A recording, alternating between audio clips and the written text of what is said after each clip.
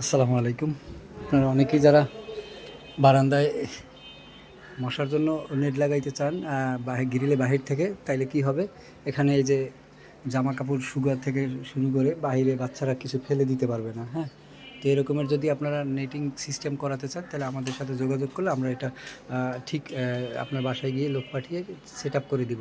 এই যে দেখেন, এই একটা বারান্দা, এই বারান্দাটাতে আপনার নেটটা লাগানো হয়েছে। গ্রিলটা হচ্ছে এই ভিতর সাইডে আর নেটটা হচ্ছে কিন্তু বাহির সাইডে, দেখতে পাচ্ছেন। হ্যাঁ, তো এরকমের করে যারা নেটিং করাবেন তাতে করে হচ্ছে যে এই গ্রিলে কিন্তু আপনার রশি লাগিয়ে হচ্ছে জামা কাপড় শুকানো যাবে, এবং হচ্ছে যে বাচ্চারাও বাইরে কিছু ফেলে দিবে না আর কি, চাইলে কিছু ফেলে দিতে পারবে না। তো যদি আপনারা এরকমের নেটিং করেন তাহলে আমাদের সাথে দ্রুত যোগাযোগ করতে পারেন। এই যে দেখেন, আমি এটা ফেলে দিচ্ছি। হ্যাঁ, আমি এটা ফেলে দিচ্ছি।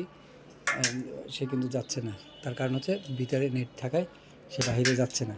তো এরকমের করে যে বাচ্চারা যদি নষ্ট করতে চায় কিছু, তাহলে কিছু নষ্ট হবে না আর কি। তো এই পর্যন্তই ভিডিওটা আজকের মতো। আল্লাহ হাফেজ।